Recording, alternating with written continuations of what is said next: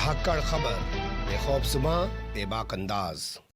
धाकड़ खबर के news room से मैं आपके साथ हूं अकरम रईस खान। कोर्ट संबंधित खबरों का ताजा बुलेटिन लेकर एक बार फिर से आपके सामने हाजिर हो गया हूं। आज के बुलेटिन में फिर से एक बार आपके सामने 10 खबरें रखने जा रहा हूं, लेकिन खबरों की शुरुआत करें उससे पहले छोटी सी अपील है आपसे। अगर आप लोगों को लगता है कि स्वतंत्र पत्रकारिता के क्षेत्र में धाकड़ खबर अपनी जरा सी भी भूमिका निभा रहा है, तो आप लोग हमारी आर्थिक मदद कर सकते हैं, यानी कि माली ताउन हमें दे सकते हैं।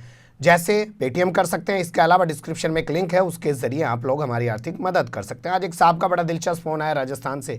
उन्होंने कहा कि हम आपकी आर्थिक मदद क्यों करें।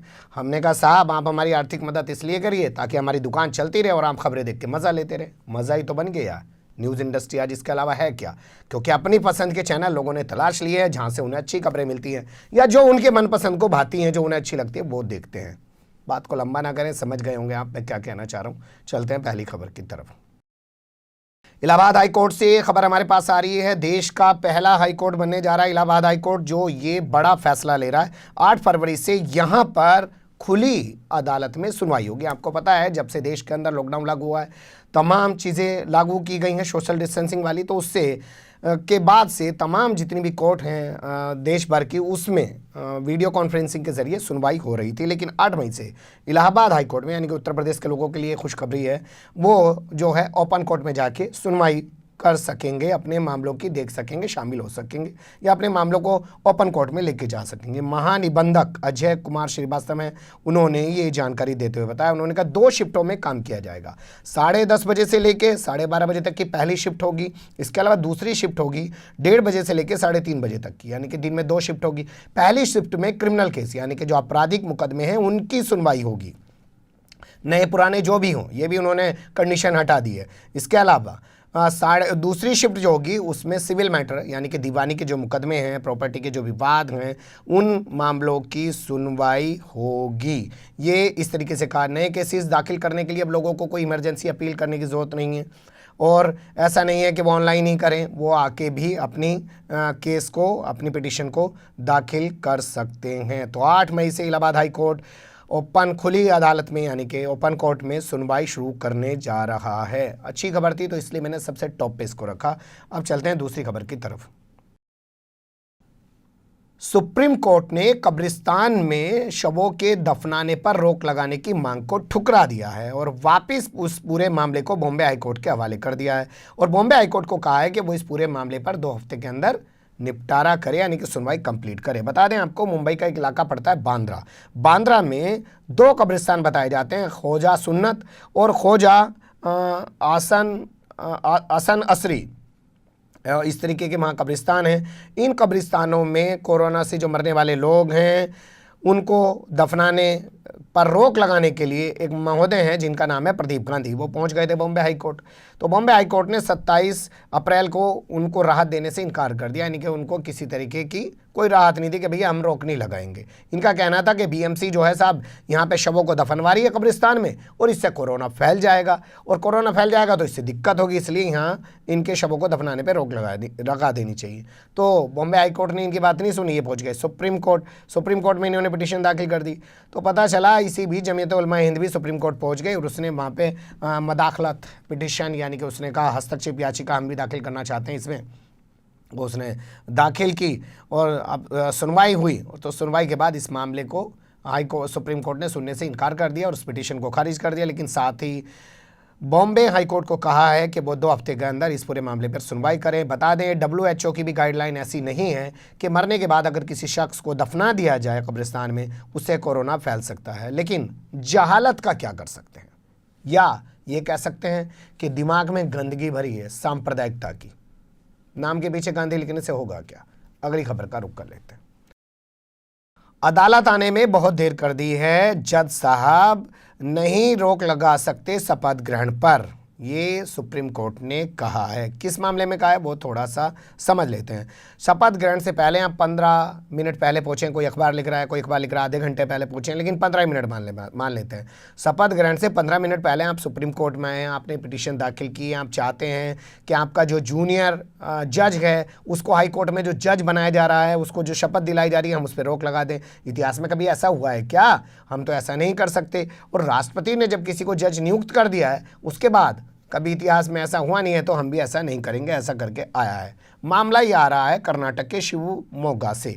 शिवमोगा जिले के प्रिंसिपल जो डिस्ट्रिक्ट मजिस्ट्रेट हैं यानी कि सेशन जज हैं यहाँ के, जिनका नाम है RKGMM महास्वामी जी, बड़ा लंबा चौड़ा नाम होता है कर्नाटक साउथ के लोगों का। तो उन्होंने ये एक पिटीशन दाखिल की थी और कहा था कि जो हमारी स्टेट का हाई कोर्ट है उसमें मेरे जूनियर को, जो मेरा जूनियर जज है जिसका नाम है पदेराज N देसाई, उसको हाई कोर्ट का जज बना दिया जा रहा है। ये वरिष्ठता कानून के खिलाफ है, इसलिए इस शपथ ग्रहण पर रोक लगानी चाहिए। लेकिन सुप्रीम कोर्ट के जजों की भाषा आपने सुनी ली, कह रहे भाई हम क्यों लगा दें, 15 मिनट पहले आ रहा तो ये भी क्यों कर लग जाएगी, क्यों कह के छोड़ दिया। जस्टिस दीपक गुप्ता और जस्टिस अनिरुद्ध बोस की ये बेंच थी जिसने इस तरीके की टिप्पणी की और कहा कि राष्ट्रपति ने मंजूरी दे दी है। अब बताइए, राष्ट्रपति ने अगर मंजूरी दे दी है तो कानून के जूनियर वाला सीनियर बन जाएगा। लेकिन लगता है जूनियर वाले की सत्ता में बैठे लोगों से बढ़िया पकड़ है, वो अपने सीनियर को पछाड़ के हाई कोर्ट में जज बनने में कामयाब हो गया है और सुप्रीम कोर्ट से भी उसके शपथ ग्रहण पर रोक नहीं लग पाई। अगली खबर का रुख कर लेते हैं। कोरोना की रिपोर्ट 48 घंटे के भीतर उपलब्ध कराए दिल्ली सरकार। दिल्ली हाई कोर्ट ने ये दिशा निर्देश दिल्ली सरकार को जारी किए हैं। कोर्ट का कहना है कि हमारे पास एक पिटीशन आई है, यानी कि एक जनहित याचिका दाखिल की गई है जिसमें कहा गया है कि जो जांच रिपोर्ट है वो लोगों को नहीं मिल पाती है। व्यवस्था ऐसी बनाई जानी चाहिए कि 24 से 48 घंटे के अंदर ये तमाम जांच रिपोर्ट मिल जाएं और जिन टेस्टिंग लैबों को जांच के लिए सैंपल दिए जाते हैं उनसे तय समय के भीतर रिपोर्ट प्राप्त कर लेनी चाहिए। और अब तक कितनी जांच हुई है, कितनी जांच रिपोर्ट आ गई हैं, कितने लोगों का पॉजिटिव आया है, कितने लोगों का नेगेटिव आया है, इस तमाम की एक रिपोर्ट हाई कोर्ट ने दिल्ली सरकार से तलब की है। साथ ही कहा है कि भैया अपनी वेबसाइट पर रोज़ाना अपडेट करो, हर पल अपडेट करो कि कितने लोगों का पॉजिटिव हो रहा है, कितने लोगों की जांच हो रही है, कितने लोग नेगेटिव हैं। ये तमाम जो डाटा है आप अपनी वेबसाइट पे भी अपलोड करो। जस्टिस हिमा कोहली और जस्टिस सुब्रमण्यम प्रसाद की जो बेंच है उसने ये दिशा निर्देश, ये फैसला सुनाया है। अगली खबर का रुख कर लेते हैं। नाम हर शख्स की शख्सियत और वजूद का पहचान होता है, ये एक टिप्पणी आ रही है केरल हाई कोर्ट से। जस्टिस बेचू कुरियन हैं, उन्होंने ये टिप्पणी की है। बेचू कुरियन थॉमस उनका पूरा नाम है, उन्होंने टिप्पणी की है। CBSE की एक स्टूडेंट है, वो पहुंची हाई कोर्ट और उसने कहा कि मैं अपना नाम बदलना चाहती हूँ, लेकिन CBSE मेरे नाम में बदलाव नहीं कर रहा है, जबकि मेरा नाम मेरी एक पहचान है, मेरी शख्सियत का, मेरे वजूद का, और उसी के बुनियाद में मैं समाज के भीतर पहचानी जाती हूँ। तो कोर्ट ने भी माना कि हाँ, नाम किसी भी शख्स की शख्सियत का और उसकी पहचान का बड़ा प्रमाण होता है, यानी कि इजहार करने का जो है वो सिंबल होता है और उसी की बदौलत पूरे समाज में उसकी पहचान होती है। जैसे मैं अकरम रईस खान हूँ जी, तो मेरे नाम से मेरी पहचान है ना, इसी से आप मेरी शख्सियत पहचानेंगे, मैं कैसा हूँ कैसा नहीं हूँ। तो ये बहुत बड़ी टिप्पणी है, मैं चाहूँगा इस कटिंग को तो आप संभाल के रखिएगा, केरल हाई कोर्ट की। अगली खबर का रुख कर लेते हैं। कश्मीर में 4G इंटरनेट चलेगा या नहीं चलेगा, कोर्ट ने अपना फैसला सुरक्षित रख लिया। बता दें, कल सुप्रीम कोर्ट में सुनवाई हुई थी, उसके बाद तय ये हुआ कि फैसले को फिलहाल सुरक्षित रख लिया जाए। अब कब फैसला सुना जाएगा इस बारे में अभी कुछ पता नहीं है। बता दें आपको, जब से देश में लॉकडाउन लागू हुआ उसके बाद से कश्मीर में 2G इंटरनेट सेवा चल रही है, तो वहाँ पे लोगों को काफ़ी दिक्कतें हो रही हैं। ऑनलाइन क्लासेस वो नहीं ले पा रहे हैं, बैंक की सर्विसेज का भी वो फ़ायदा नहीं उठा पा रहे हैं, और इन्हीं तमाम चीज़ों को लेकर वो लोग सुप्रीम कोर्ट पहुंचे थे। उन्होंने कहा, साहब एक बात बताइए, आप तो वीडियो कॉन्फ्रेंसिंग के जरिए यहाँ बैठ के बात कर रहे हैं, तभी तो कर रहे हैं जब 4G चल रहा है, और हमारे यहाँ 2G चल रहा है, हमारे यहाँ तो बच्चे ऑनलाइन क्लास भी नहीं ले पा रहे, तो इसलिए हमारे यहाँ 4G सर्विस शुरू कराई जाए। सरकार पहुंची, उसने कहा नहीं साहब हम नहीं करा सकते, यहाँ तो आतंकवादी हमले ज़्यादा हो जाएंगे, आतंकवादी 4G सेवा का फ़ायदा उठा लेंगे।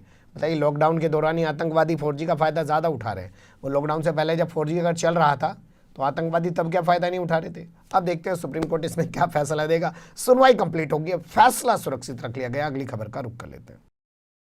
1400 लोगों को क्वारंटाइन में रखने का मामला हाईकोर्ट पहुंच गया है। जी हां, बॉम्बे हाईकोर्ट पहुंच गया है।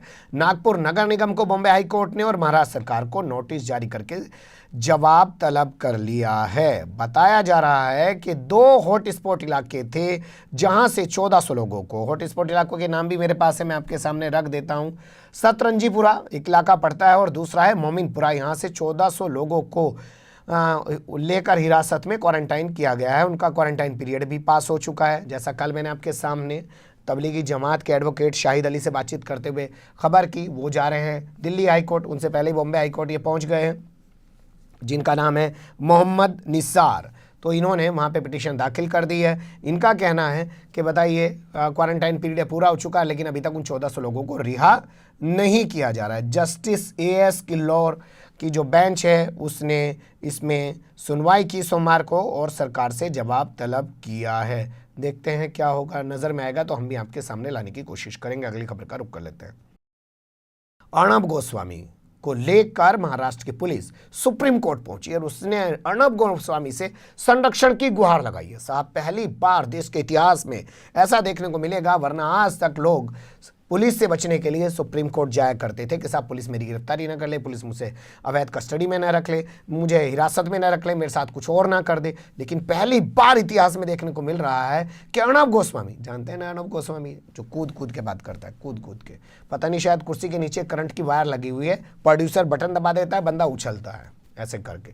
तो अर्णब गोस्वामी को आप जानते ही हैं, उन्होंने पालघर वाले मामले को लेकर टीवी डिबेट किया और टीवी डिबेट में सोनिया गांधी पर अशोभनीय टिप्पणी की। उसके बाद उनके खिलाफ कई सारे मामले दर्ज किए गए, मुकदमे दर्ज किए गए। उस मामलों को लेकर वो सुप्रीम कोर्ट पहुंचे। सुप्रीम कोर्ट ने कहा ठीक है, 3 हफ्ते तक तुम्हारी गिरफ्तारी पर रोक लगवा देते हैं, लेकिन जांच का सामना तो तुम्हें करना पड़ेगा। अब जांच कर रही जो महाराष्ट्र पुलिस है वो पहुंची है सुप्रीम कोर्ट। उसने कहा माई बाप, माई लॉर्ड, हमें अर्णब गोस्वामी से संरक्षण चाहिए, हमें उस आदमी से बहुत डर लगता है।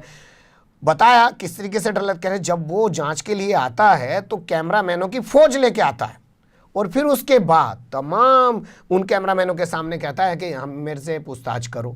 और बाद में उस दौरान की जो रिकॉर्डिंग है, थाने के अंदर वो रहा, उसकी गाड़ी वहाँ खड़ी रही, उसके कैमरामैन बाहर खड़े रहते हैं, फिर उनको वो अपने टीवी पे रिले करता है, फिर अपने डिबेट शो में बैठ के उस पर बात करता है कि मुझे आज इतने घंटे तक मेरे से पूछताछ की गई, मुझसे ये पूछा गया, मुझसे पुलिस ये पूछ रही, मुझसे ऐसा करके वो हमारे ऊपर मनोवैज्ञानिक डर पैदा कर रहा है। ये कहना है महाराष्ट्र पुलिस का।